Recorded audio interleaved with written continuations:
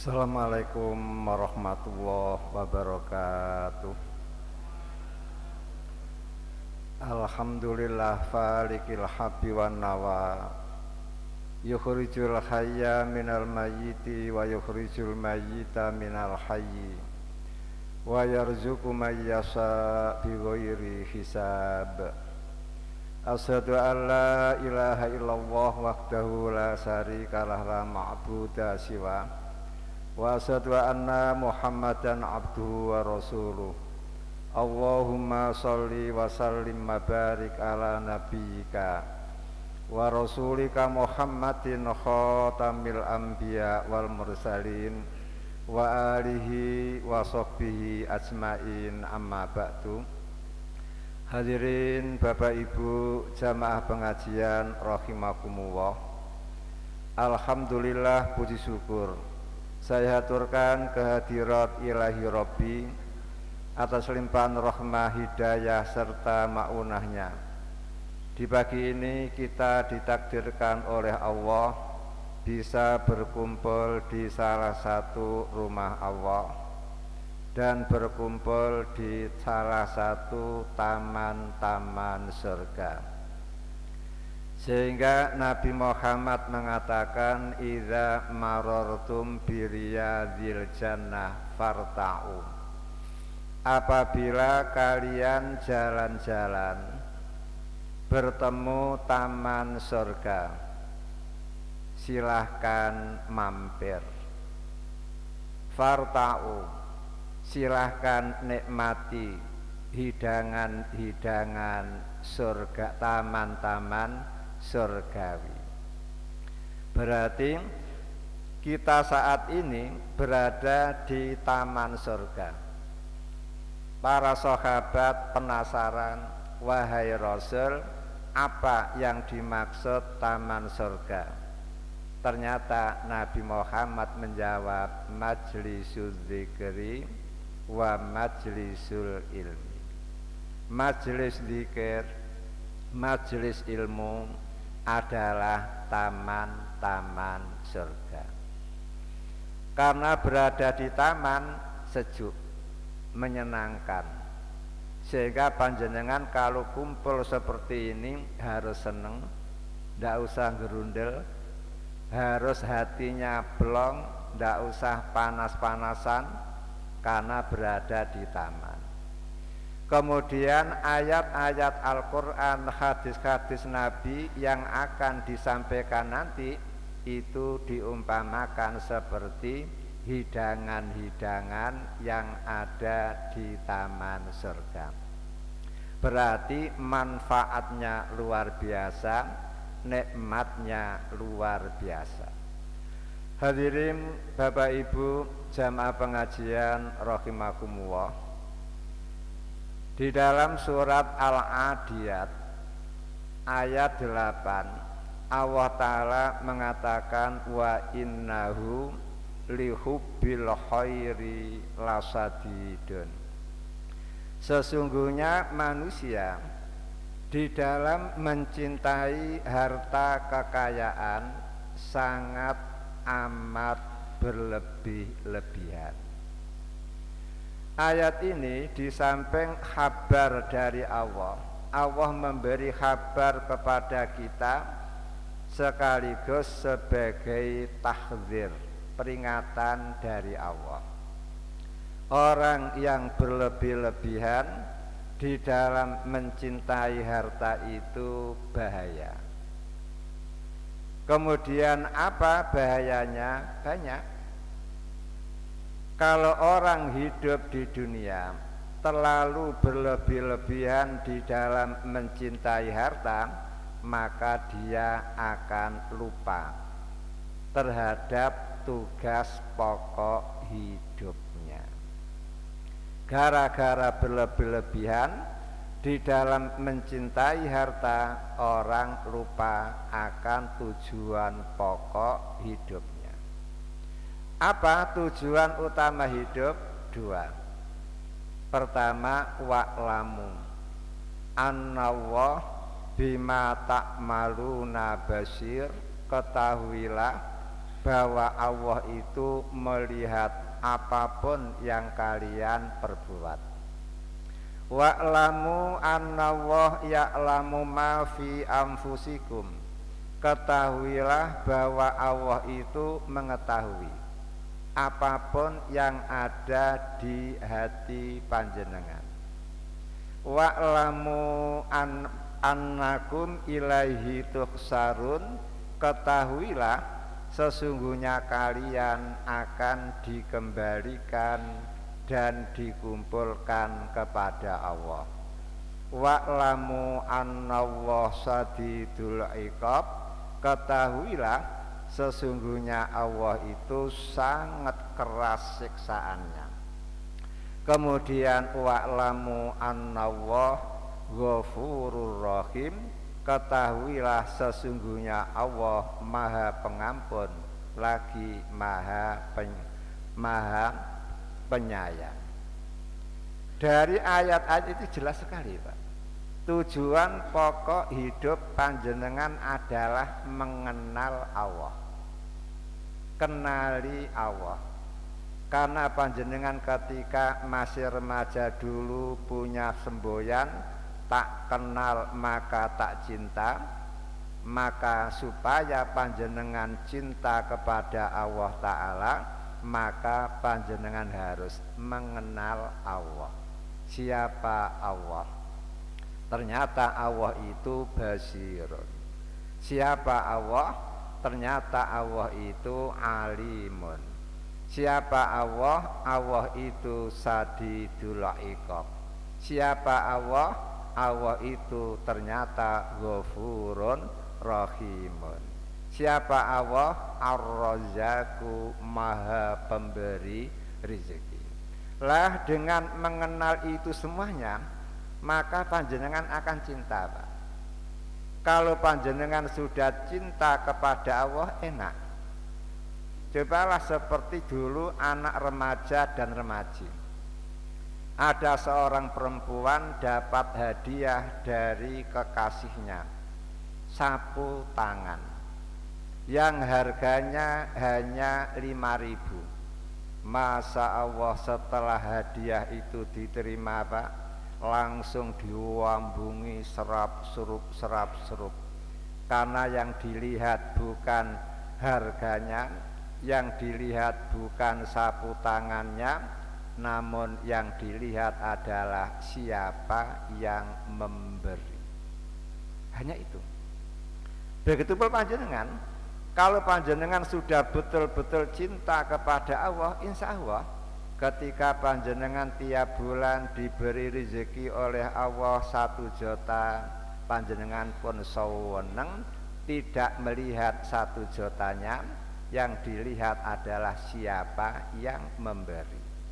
Ketika panjenengan dikasih penyakit gudeg oleh Allah, jenengan tenang-tenang saja. Karena apa? Yang memberi adalah kekasih panjenengan. Yang menentukan itu adalah kekasih panjenengan. Dengan demikian akhirnya apa? Jenengan akan tetap menyikapi memang cinta itu butuh pengorbanan, memang cinta itu butuh kesabaran. Itu tugas pokok kita hidup di dunia. Kemudian yang kedua, wa ma khalaqtul jinna wal insa illa liya'budun. Tugas pokok utama kita hidup adalah ibadah. Lah kalau tugas utama kita hidup untuk mengenal Allah dan ibadah, kemudian panjenengan kok terlalu cinta kepada harta kekayaan, maka jelas tugas yang utama menjadi terabaikan, tugas yang tidak penting menjadi lebih penting.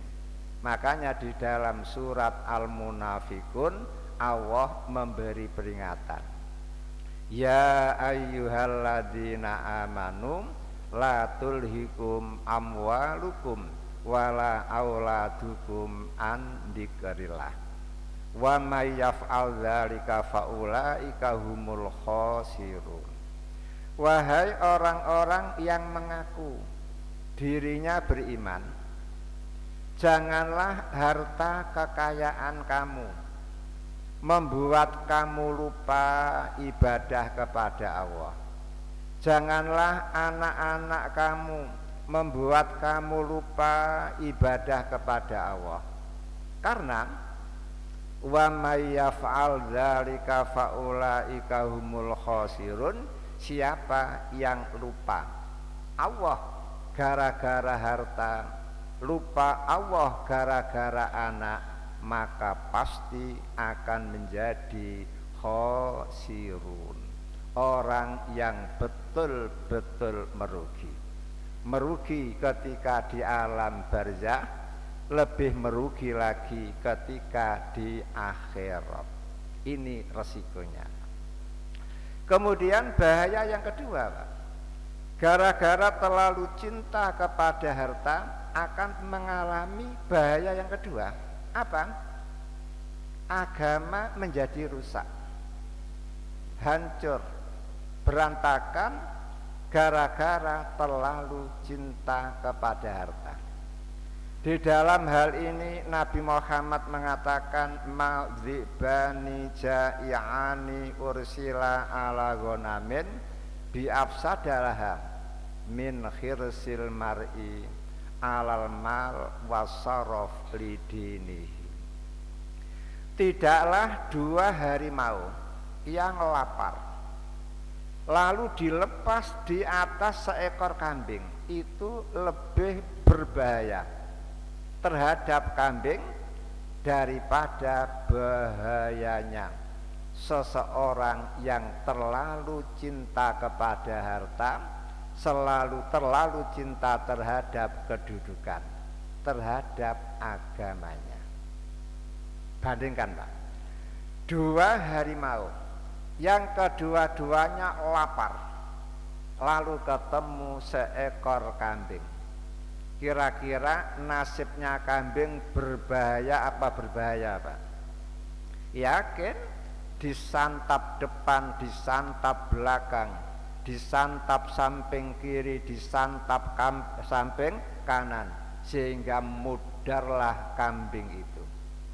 Ternyata bahayanya kambing yang direbut oleh dua ekor harimau yang kelaparan masih ringan, Pak.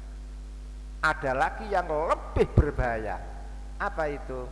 Cintanya seseorang kepada harta, cintanya seseorang kepada jabatan sangat amat membahayakan agamanya. Sehingga ayat Al-Quran pun dijual demi kekayaan, hukum Islam pun dijual demi jabatan.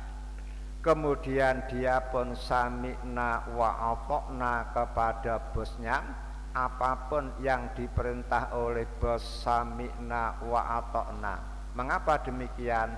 Karena dia menjadi pasien rawat inap, ya.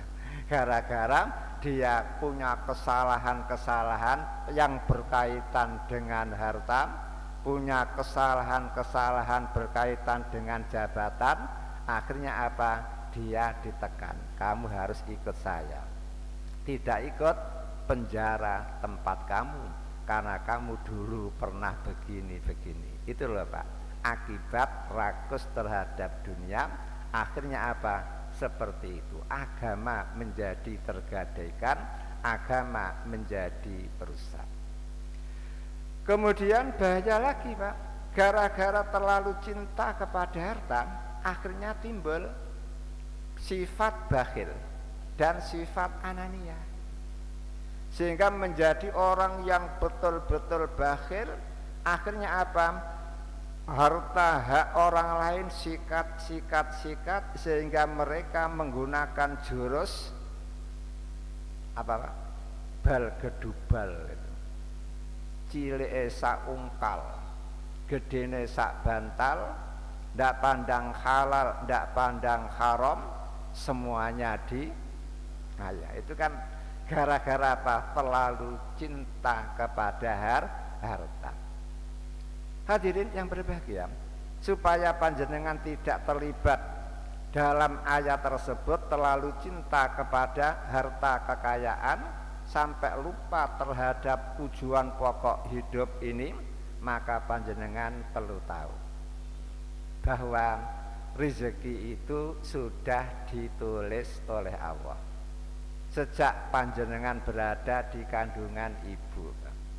Kalau jatah panjenengan itu memang kaya raya, tanpa korupsi, tanpa selingkuh, tanpa ngentet, tanpa apa-apa, tetap jadi sugih.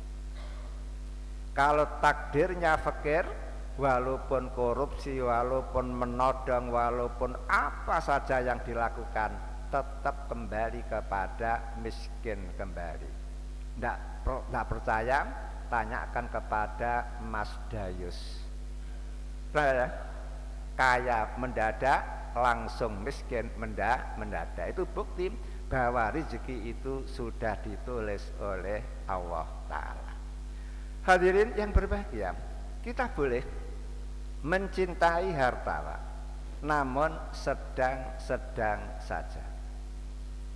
Istilah Al-Quran, Pak, likaila tahzanu ala ma fatakum wala tafrahu bima atakum. Zuhud sejati itu apa sih?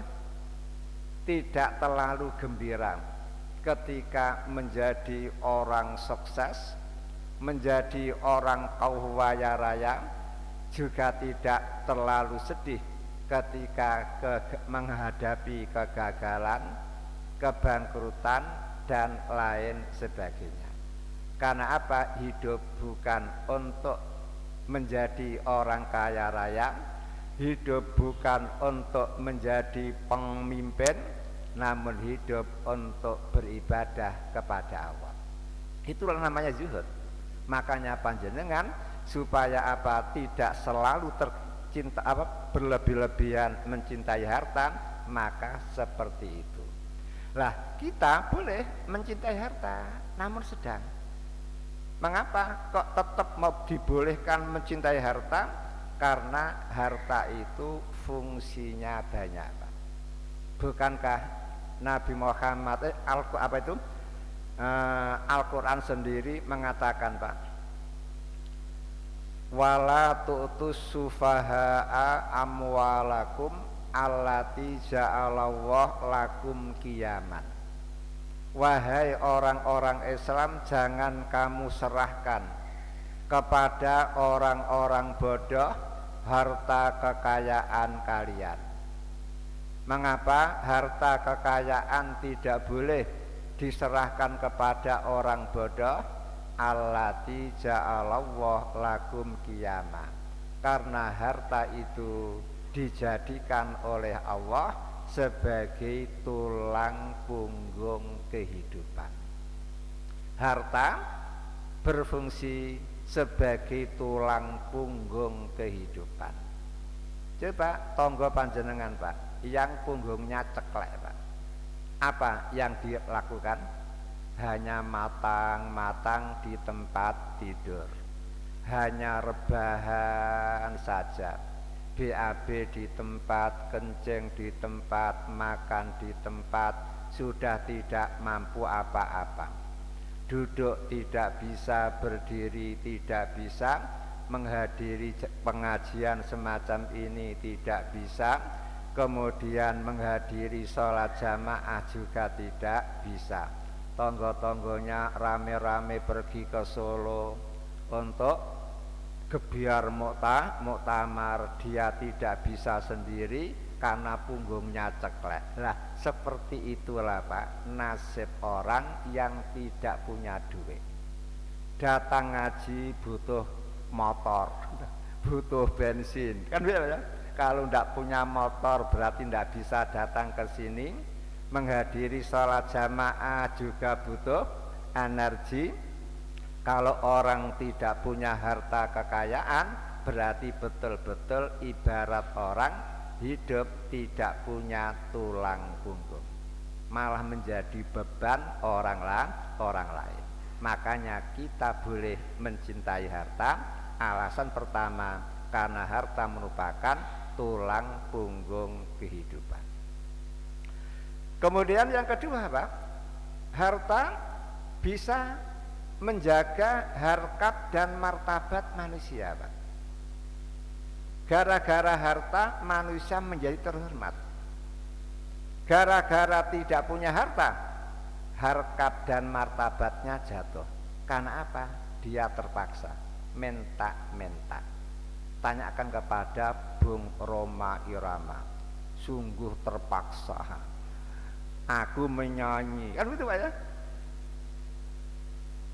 Makanya Nabi Muhammad mengatakan, wahai sahabatku, sungguh salah seorang dari kamu pergi ke gunung, cari kayu bakar. Setelah dapat hujmah satu bongkok, kamu bawa ke pasar, kamu jual. Hasilnya kamu gunakan makan sekeluarga, itu lebih baik daripada kamu minta-minta kepada orang, kadang-kadang diberi, kadang-kadang ditolak, kadang-kadang diberi sambil diomeli, sek nom jolak jaluk, sek gagah kok jolak jaluk. Kadang-kadang minta tidak dikasih, malah diomeli, Pak. Gak kasih, masih muda kok jolak jaluk loh, Pak. Tidak dikasih, diomeli. Itulah nasibnya orang yang apa, Pak? Tidak punya apa-apa. Makanya harta penting, sehingga orang Islam wajib memiliki maharatul kasbi, Pak, keterampilan yang bisa mendatangkan hasil minimal untuk kebutuhan diri dan keluarga. Kemudian yang ketiga, harta pun bisa digunakan untuk mencari jodoh, Pak. Islam mengakui, Pak, dolek bojo paling gampang kalau punya modal, Pak. Karena cari bojo itu tidak cukup modal dengkul itu, apatah lagi dengkul pinjaman, Pak. Makanya Al-Quran surat An-Nisa apa mengatakan, wabtagu bi amwalikum muhsinin. Carilah orang-orang perempuan dengan menggunakan harta-harta kalian, muhsinin, dengan keadaan kawin. Berarti Al-Quran sendiri mengakui perempuan itu mata. Jangan begitu, Pak. Loh, kalau perempuan mata duitan pantas, Pak. Memang benar itu, harus begitu. Karena apa? Orang perempuan itu ketika masih hidup bersama orang tua, nasib anak perempuan di tangan orang tua. Makan, minum, semuanya tanggungan orang tua. Setelah qabil tu nikah, si perempuan diserahkan orang tuanya kepada anak laki-laki. Sejak itulah maka laki-laki bertanggung jawab memenuhi semua kebutuhan si perempuan. Karena di dalam Islam itu, dalam rumah tangga, laki-laki, Pak, yang berkewajiban untuk memenuhi kebutuhan istri, kebutuhan anak. Makanya aku mengatakan, carilah perempuan bi amwalikum, dengan harta-harta kalian. Amwal, Pak, jamak, Pak. Malun satu macam harta, malani dua macam harta, ini amwalun beberapa macam harta, loh, Pak. Berarti pemuda, Pak, harus sebelum kawin itu rumah sudah punya, lantai sudah, gitu loh, Pak. Mobil Alphard, ya, kemudian punya apa? Surya Maret, punya sawah sekian ratus hektar, kebun cengkeh sekian. Insya Allah, Pak, perempuan manapun mau panjenengan lamar, Pak. Karena orang perempuan kan apa? Itu, Pak, coba lihat, ada kan seorang perempuan datang kepada Nabi, saya ngeluh, kenapa, Mbak?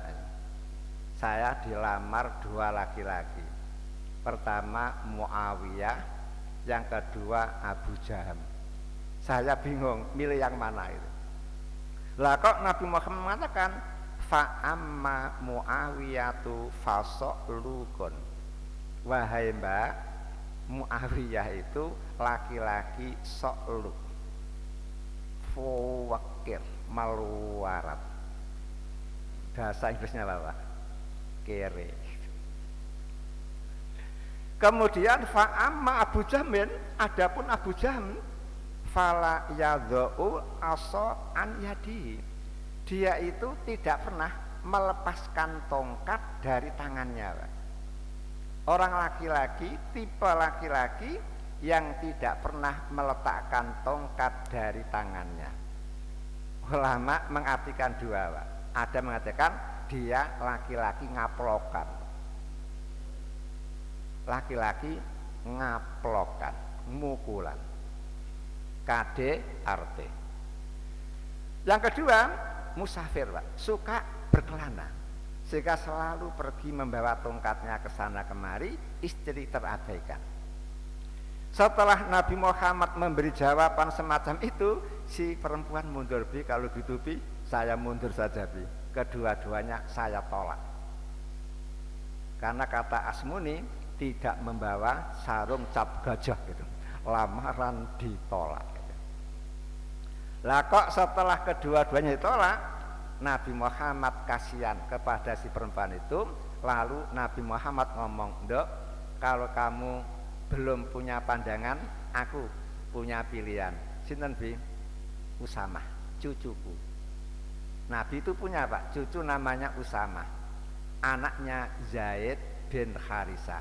Zaid itu budak milik Nabi, lalu dimerdekakan, kemudian ditabani, diangkat menjadi anak angkat. Makanya Usamah menjadi apa? Cucu Nabi dari anak angkat Zaid itu. Lah kok mau, Pak? Mau. Karena apa? Usamah gagah. Bukan gagah fisiknya, Pak. Harta kekayaannya luar biasa, langsung gelem. Lah, inilah betul sekali, Pak, bahwa harta itu betul-betul penting untuk kita. Cari bojo saja harus pakai harta. Tanpa harta sulit cari bojo, Pak. Kemudian setelah dapat bojo, apa yang terjadi? Famastamtaktum bihi fa'atu hujurahunna. Apabila kamu sudah nikah, sudah bersenang-senang, maka kamu wajib menyerahkan mas kawin. Lewat harta bisa digunakan untuk memberi mas kawin. Pertanyaan saya, jenengan dulu ketika memberi mas kawin kepada istri panjenengan berapa, Pak?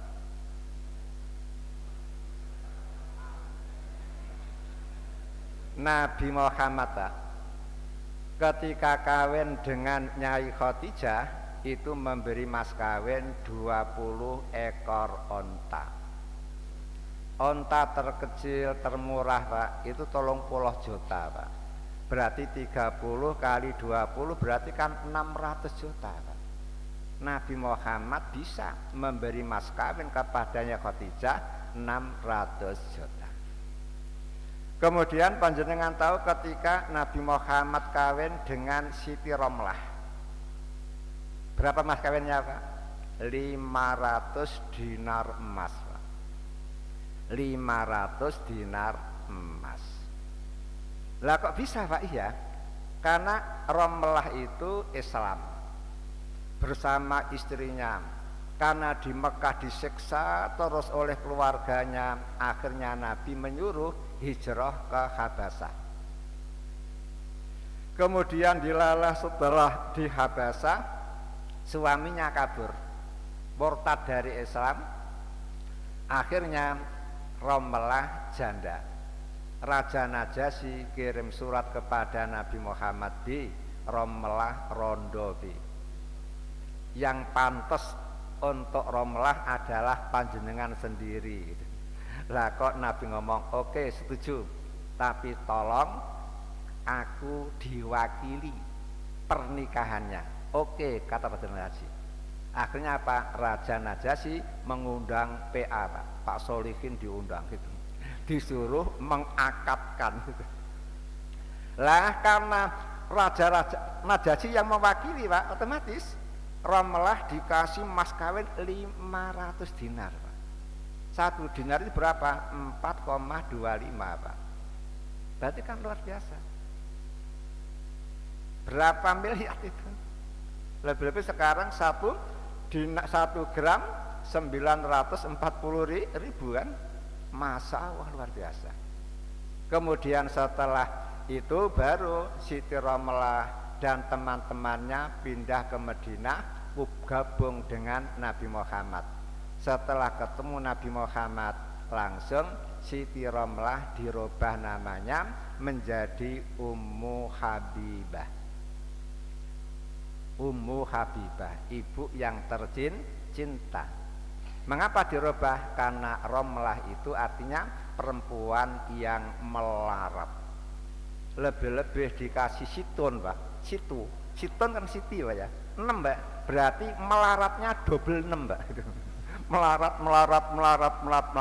Makanya panjenengan kalau kepingin punya anak wedok melarat, jengonono Romelah. Ben lebih melarat, tambahi Siti Romelah. Berarti melaratnya ping 6.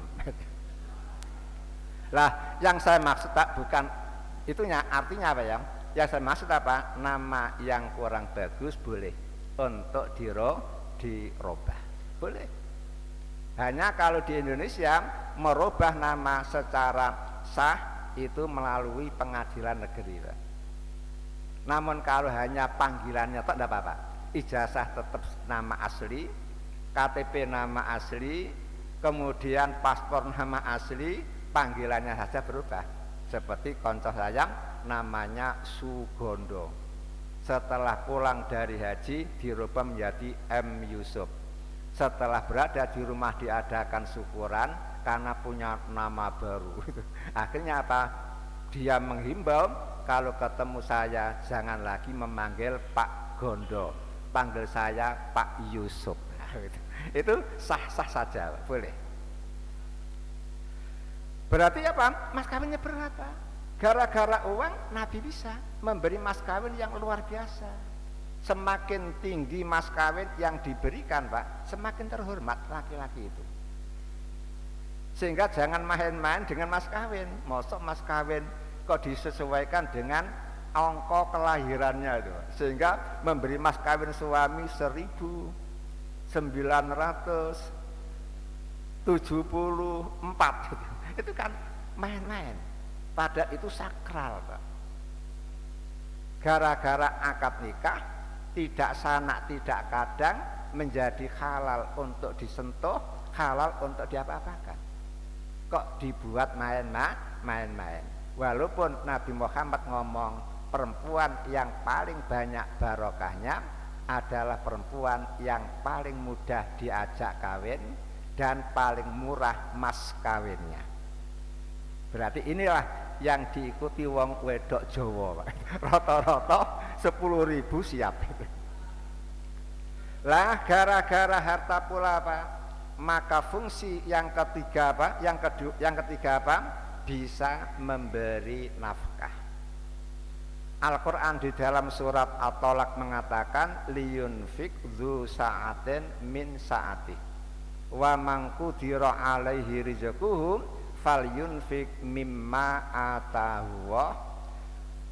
Orang laki-laki yang sugih, yang jembar rezekinya, wajib memberi nafkah kepada istri dan anak-anaknya sesuai dengan kejembaran rezekinya. Namun wa man qudira alaihi rizquhu falyunfik mimma atahu. Siapa yang rezekinya disempitkan oleh Allah, cerit, sehari hanya dapat koyo 60.000 karena narik becak. Sehari hanya dapat koyo 100.000 karena kuli bangunan. Anake 8. Maka begitu itu harus diserahkan apa adanya, tidak perlu dipotong rokok. Kasihan kepada anak istri yang menjadi tanggung jawabnya. Di dalam Islam, Pak,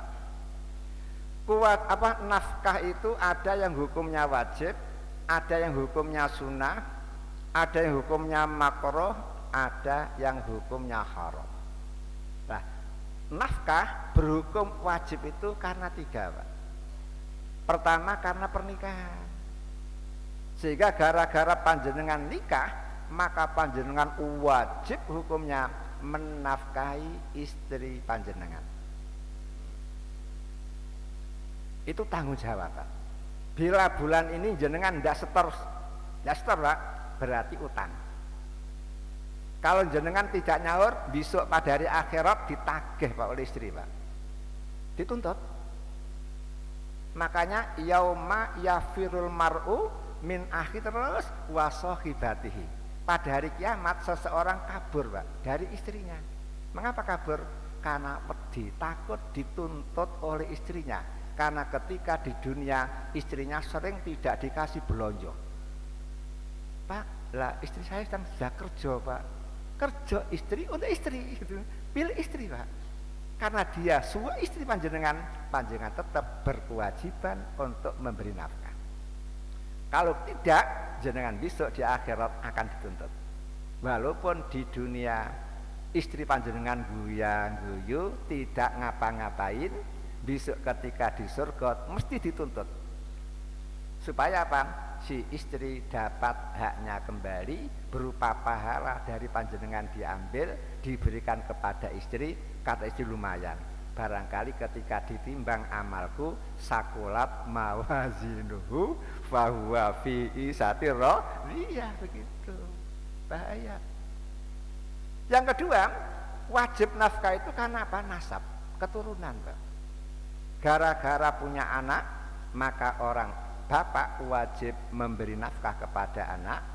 Gara-gara nasab, maka orang tua panjenengan wajib panjenengan nafkahi apabila sudah saikhun kabirun. Kalau orang tua panjenengan sudah terlalu sepuh, tidak mampu bekerja lagi, maka yang wajib memberi nafkah anak laki-laki. Makanya disinilah letak mengapa warisan itu anak laki-laki dapat 2 bagian, sementara anak perempuan hanya dapat 1 bagian.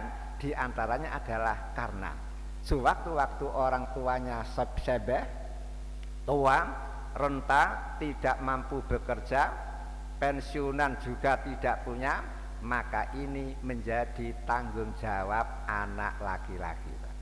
Maka anak laki-laki harus gagah, harus bisa memberi nafkah kepada istri, bisa memberi nafkah kepada anak-anaknya, plus memberi nafkah kepada orang tuanya. Anak perempuan tidak punya kewajiban, karena orang perempuan itu apa? Hidup saja ikut suami. Mana mungkin dibebani oleh Islam untuk meramut orang tuanya. Hanya saja wong Jawa itu beda, Pak, ya. Orang Jawa itu rata-rata orang tua lebih seneng ikut anak wedok. Padahal anak wedok tidak berkewajiban ngeramut orang tua. Untung mantunya bagus, Pak, ya, sehingga ikhlas. Padahal tidak punya kewajiban. Jenengan tidak punya kewajiban, Pak. Meramut orang mertua tidak kewajiban. Namun kalau jenengan memberi, itu namanya sunnah. Sekedar sunnah dan itu bagus. Kan gitu kan? Justru anak laki-laki itulah yang berkewajiban. Kemudian nafkah yang wajib yang ketiga, Pak, gara-gara pemilikan. Pemilikan apa yang jenengan miliki, Pak, sehingga panjenengan wajib menafkahi. Kalau jenengan punya burung, lalu jenengan kurung, itu namanya pemilikan. Kalau panjenengan memiliki burung, memiliki kucing, lalu jenengan kurung, panjenengan wajib hukumnya menafkahi.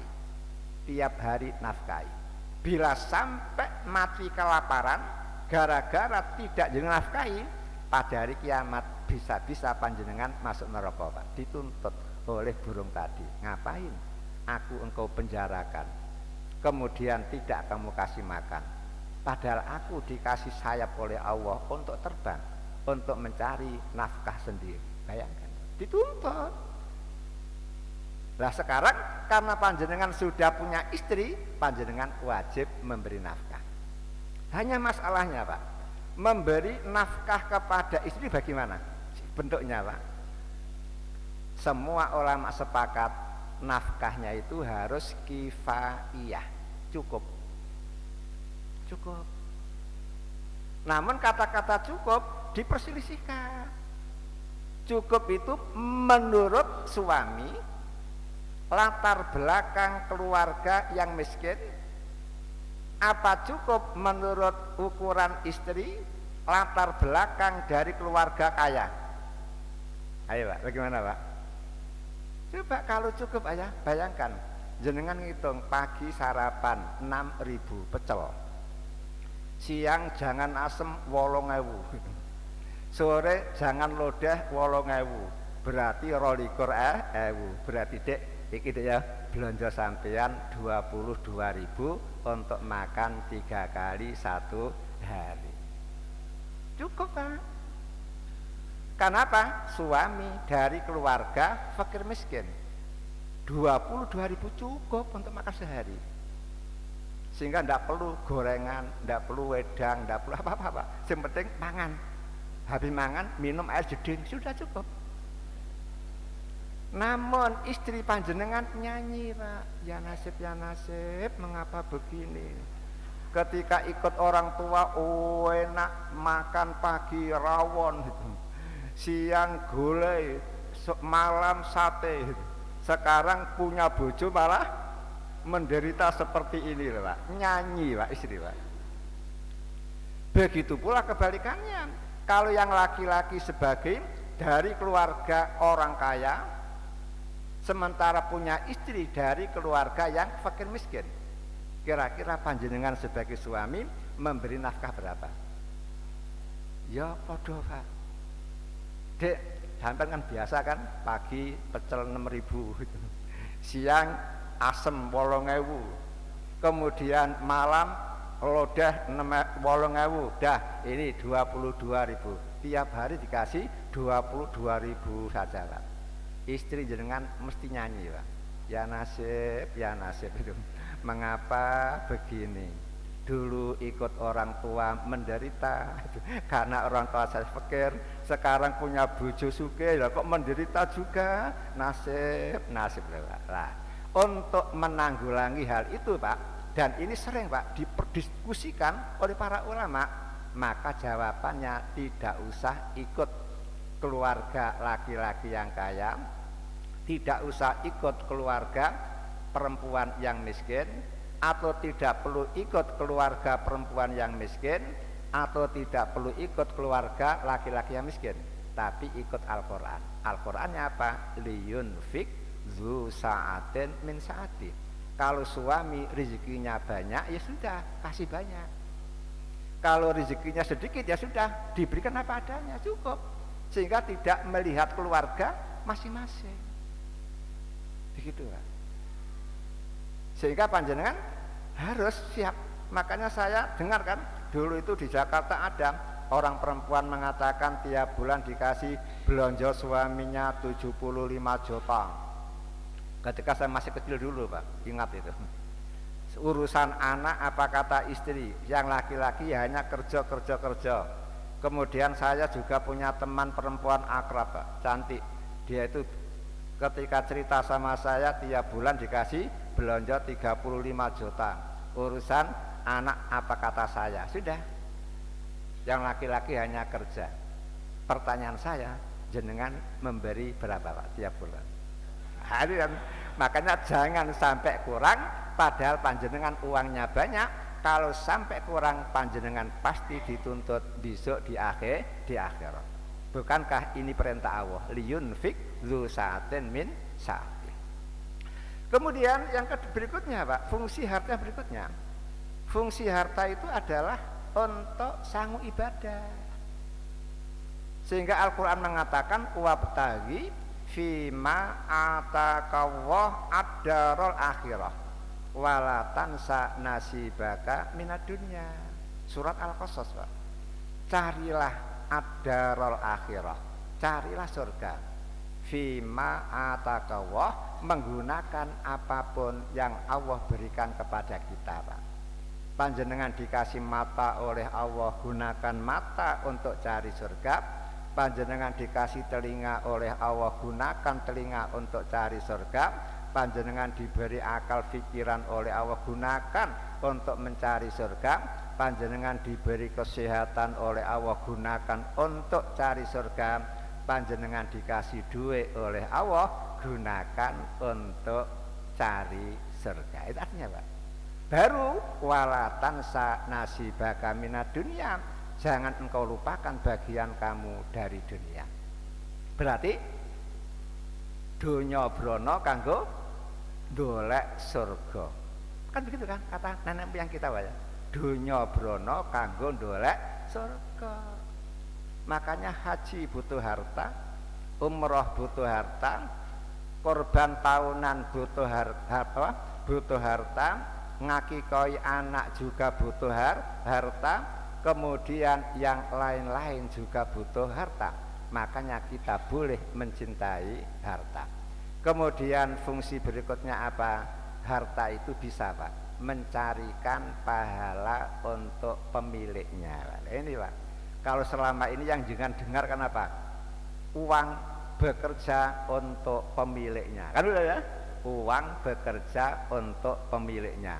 Seperti Mas Sandiaga Uno tidak pernah kelihatan kerja, namun karena punya investasi sahamnya itu banyak Pak ya, langsung bul. Ketika dulu kekayaannya 3 triliun, nyalon jadi wakil presiden habis 1 triliun, gagal Pak ya. Nah, jadi berarti ini jadi berapa Pak triliun yang habis? Sekarang sudah berkembang menjadi 10,6 triliun. Siapa yang mau menggandeng? Kan begitu kan? Berarti apa? Uang bekerja untuk pemiliknya. Nah sekarang sebagai orang Islam, uang mencarikan pahala untuk pemiliknya. Ini Pak harus dia pikirkan. Jenengan pernah jalan-jalan ke Madinah Pak? Di sana masih ada kan sumur Utsman gitu Pak. Sumurnya sahabat Utsman. Ketika hijrah hari pertama jalan-jalan, Nabi Muhammad ketemu orang gerumbul-gerumbul membawa curigen. Nabi tanya, itu adalah antrian beli air minum milik Yahudi. Kata Nabi, man tukunen wakafkan. Akhirnya oleh Utsman karena pinternya dia bernegosiasi, akhirnya bisa dibeli oleh Utsman Pak. Kemudian diwakafkan. Sehingga penduduk Madinah waktu itu uang belonjonya sudah berkurang Pak. Kalau dulu tiap hari harus mengeluarkan uang untuk beli air minum, gara-gara Nabi datang, minum sudah gratis. Berarti apa? Nabi itu hebat kan? Wa'at imut ta'am gitu. Berhasil membuat orang bisa makan semuanya. Hingga sekarang Pak, sumur Utsman masih ada Pak. Jenengan tahu di Madinah juga ada kan apartemen milik Utsman yang disewakan untuk jamaah haji, jamaah umroh tiap tahun Pak. Itu menghasilkan 100 miliar rial Pak untuk kepentingan agama Allah. Utsman sudah mati 1444 tahun Pak, kekayaannya masih nyumbang pahala terus. Jenengan keluar dari Masjidil Haram lewat pintu King Abdul Aziz Pak, di depan ada apa? Tower jam. Kemudian ada jam gede sedunia Pak ya, paling gede sedunia. Milik siapa itu? Tanahnya milik Salman. Diwakafkan, kemudian diterima oleh Badan Wakaf Masjidil Haram. Karena ada tanah nganggur, oleh Badan Wakaf mencari pengusaha yang mau membangunkan. Setelah ketemu dibangunkan menjadi tower jam tower. Kemudian kesepakatannya apa Pak? 25 tahun hasil tower jam untuk yang membangun. Setelah tahun ke-26 sampai kiamat sudah menjadi milik Masjidil Haram. Lah, bayangkan Pak ya. Padahal Masjidil Haram sudah dibosi oleh raja Pak, Khodimul Haramaini. Namun tetap masih butuh apa?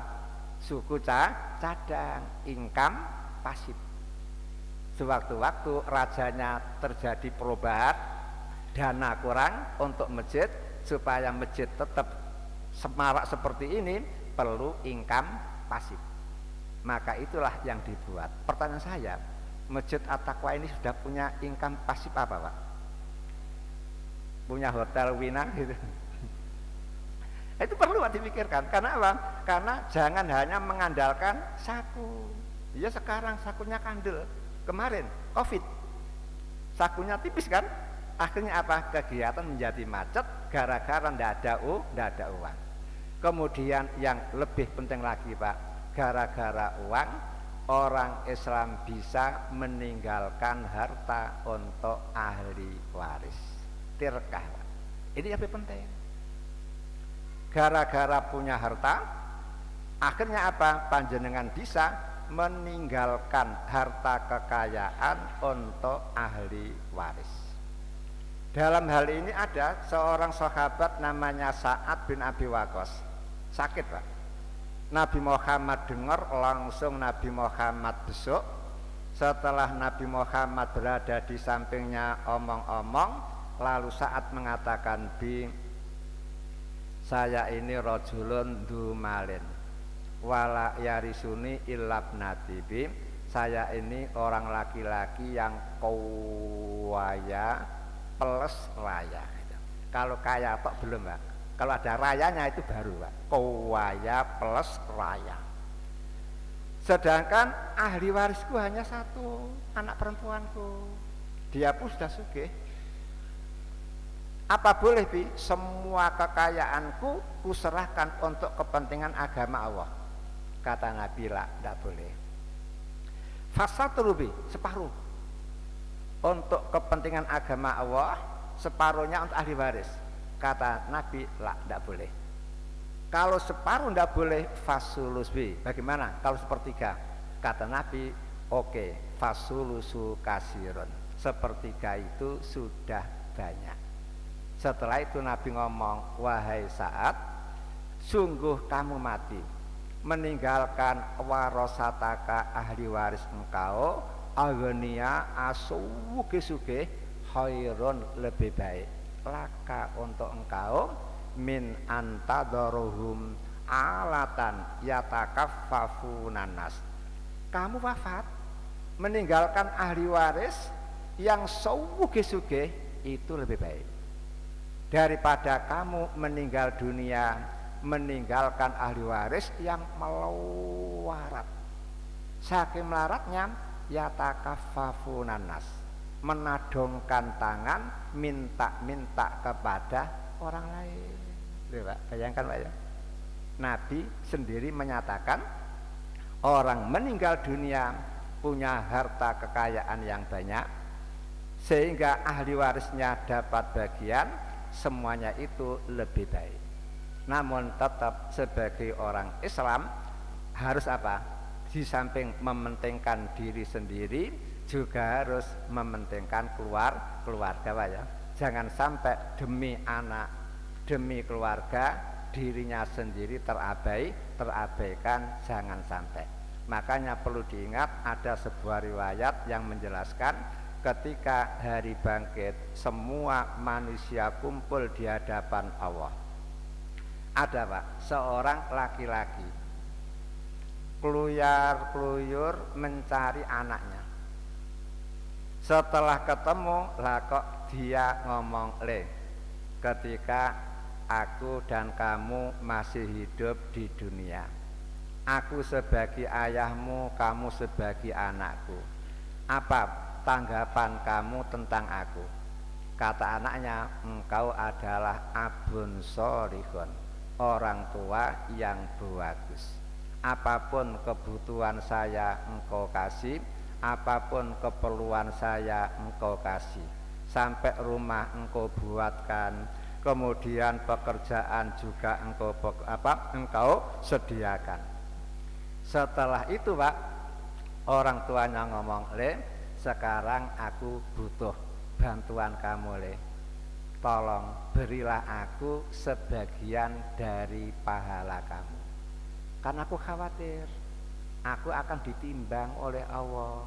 Kira-kira amalku yang baik dan yang buruk berat mana? Ya kalau berat yang baik harapan surga, Bagaimana kalau yang berat itu yang jelek, maka tolong bantu aku, kasihkan sebagian pahalamu kepadaku. Lah kok dia ngomong urusan itu tidak, Pak? Enggak, saya pun takut. Langsung anak pun lari dari orang tua. Bayangkan, Pak, ya, di dunia seperti itu baiknya orang tua, apapun kebutuhan anak dipenuhi, ternyata ketika di akhirat dimintai sedikit pahala saja, anak kabur. Karena apa? Nafsi. Masing-masing orang memikirkan dirinya sendiri. Masing-masing orang kepingin selamatnya sendiri, sehingga pada waktu itu la yanfa'u malun wala banun, anak tidak ada manfaatnya lagi, harta juga tidak ada manfaatnya lagi, illa man atawah biqalbin salim. Yang sangat beruntung, sangat memperoleh manfaat adalah orang yang datang dengan membawa akidah yang lurus, yaitu akidah Islam. Itulah fungsi harta, sehingga kita dibolehkan